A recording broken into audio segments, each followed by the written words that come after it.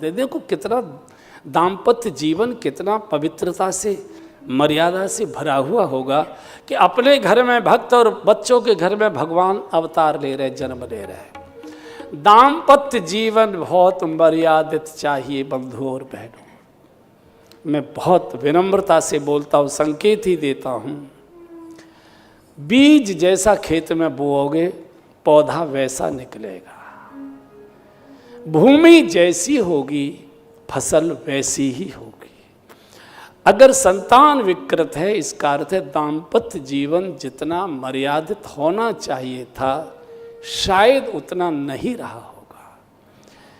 कम से कम कथा सुनने वाले लोग तो इसका पालन करें। बहुत बड़ा जिस समय संतान आने का समय होता है, गर्भ की क्रिया होती है, उससे कम से कम महीना 15 दिन पहले बहुत मर्यादित जीवन, बहुत शुचिता पवित्रता से भरा हुआ जीवन, वाणी में पवित्र, भोजन आदि में पवित्र, पीने आदि में पवित्र, उठने आदि में पवित्र, पढ़ने आदि में पवित्र, अच्छे ग्रंथ, अच्छी पुस्तकें, भगवान के नाम का सुमिरन, बहुत अच्छी संतान आएगी। आज भी मनोनुकूल संतान आ सकती है, चूँकि संतान हमारी इच्छा से नहीं आ रही, आ गई तो आ गई, और पसंद नहीं है तो उसको हटवा दिया।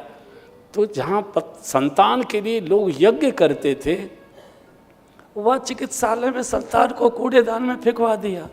इसका अर्थ है कि हमारा अपने आचरण पर, अपनी जीवन शैली पर कोई अधिकार नहीं है। कथा सुनने का यही परिणाम होता है कि हमारे घर में भगवान ना आए तो कम से कम कोई भक्त, कोई सदाचारी, कोई महापुरुष, कोई देशभक्त, कोई परमार्थी, ऐसा ऐसी कोई आत्मा दिव्य आए जो हमारे परिवार को नहीं, हमारे सारे समाज को रोशन करे। तो मनु महाराज और शत्रुपा जी बहुत श्रेष्ठ दाम्पत्य जीवन, बहुत मर्यादित जीवन, और उसी प्रकार की संतान आई है। बिल्कुल यही समय था जिस समय हम लोग इस दिल्ली में इस सीरी फोर्ड ऑडिटोरियम में बैठे, बिल्कुल यही समय। मनु महाराज महल की अटारी में बैठे अकेले, कोई पास नहीं था, किसी ने कोई उपदेश नहीं दिया, उस समय कोई ग्रंथ भी नहीं पढ़े, बिल्कुल शांत बैठे थे। मन में बैठे बैठे अंतः प्रेरणा जगने लगी। उपदेश बाहर से दिया जाता है बंधु और बहनों, प्रेरणा भीतर से निकलती है। अंत प्रेरणा प्रकट हुई, अरे मैं बूढ़ा हो गया, मेरे सिर के बाल सफ़ेद हो गए, मेरे दांत उखड़ने लगे, आँखों की ज्योति कम हो गई, मेरे हाथ पैर कांपने लगे, अंग शिथिल होने लगे, चला चली की बेला आ गई, और अभी तक मेरे जीवन में भोगों के प्रति, वासनाओं के प्रति वैराग्य नहीं, भगवान के भजन की प्रेरणा नहीं, भगवान के दर्शन करने की इच्छा नहीं। क्या मेरी लाश हाय हाय करके राजभवन से निकाली जाएगी? क्या बिना भगवान की झांकी का दर्शन किए मेरी जीवन लीला समाप्त हो जाएगी? एक प्रेरणा जगी, किसी से कुछ नहीं कहा, ऊपर से सीधे उतर कर आए, शत्रुपा जी के कक्ष में गए, बैठ गए, आदर किए, आइए राजन बैठिए। रानी, एक अंदर से प्रेरणा आ रही है, आज्ञा हो तो कहें। बोले बताइए। बोले हम बूढ़े हो गए दोनों, चला चली की बेला आ गई, अंग शिथिल हो गए, नेत्र ज्योति घट गई, बाल सफ़ेद हो गए, शरीर पर झुर्रियाँ आ गई, बाल बच्चेदार हो गए, बाल बच्चे कारोबार संभालने योग्य हो गए। मन कर रहा है कि अब जीवन का अंतिम समय किसी तीर्थ में जाकर किसी संत के चरणों में, उनके मार्गदर्शन में भगवान का भजन सुमिरन ध्यान करें, और भगवान का ध्यान करते करते इस जीवन लीला को पूर्ण करें। ऐसी प्रेरणा हो रही है, आपका क्या कहना है? शत्रुपा जी के भी नेत्रों में आंसू छलछल आए। राजन, बहुत सुंदर प्रेरणा हुई है आपको, आपने बहुत अच्छा सुंदर बोला है। मैं तो जाने कब से सोच रही थी, संकोच के कारण से बोल नहीं पा रही थी, लेकिन राजन मेरी भी एक आपसे प्रार्थना है। कहो देवी। बोले शुभ विचार बहुत मुश्किल से मन में आते हैं, और इतनी कम उम्र लेकर आते हैं कि आते पीछे जाने की बात पहले बोल देते।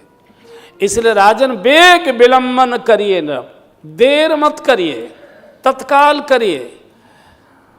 शत्रुपा जी ने समर्थन कर दिया। देखिए मनु महाराज मन के प्रतीक हैं। मन में कुछ बात आती है, अच्छी आए या बुरी आए।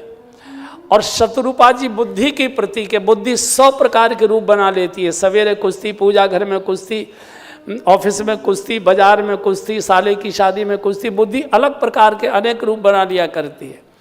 तो जब बुद्धि मन के विचार का समर्थन कर देती है तो क्रिया घटेगी, चाहे शुभ हो चाहे अशुभ हो। मन चाहता है लेकिन बुद्धि मना करती है तो भी घटना घटित नहीं होगी।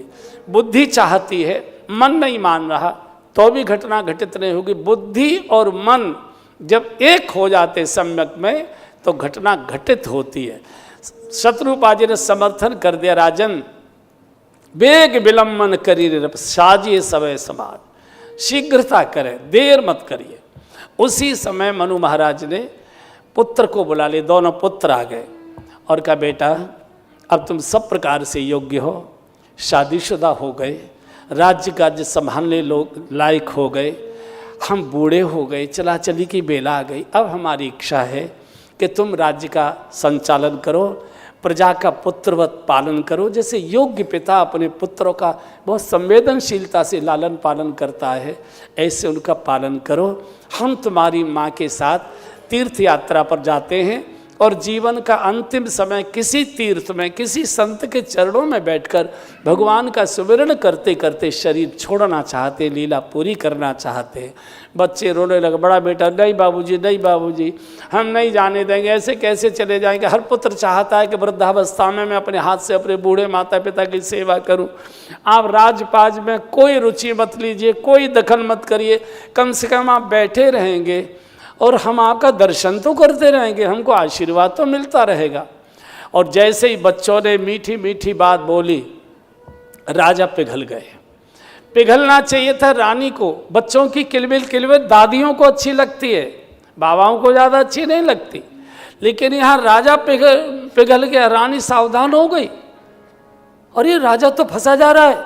मुख से नहीं बोली, आंखों से संकेत कर दिए, राजन कोई तिलक लगाकर आरती उतारकर विदाई समारोह नहीं करेगा। ये घर परिवार की ममता इतनी भयंकर झाड़ियां हैं कि इसके उलझन में जो आ गया इधर से कपड़ा निकालेगा, इधर से कांटा पकड़ लेगा, इधर से निकालेगा, इधर से कांटा पकड़ लेगा, यहीं से तुम्हारी लाश उठाई जाएगी। हाय हाय करके छोड़ना है तो तत्काल छोड़ो, जबरदस्ती छोड़ो, नहीं तो यहीं से हाय हाय करके लाश निकाली जाएगी।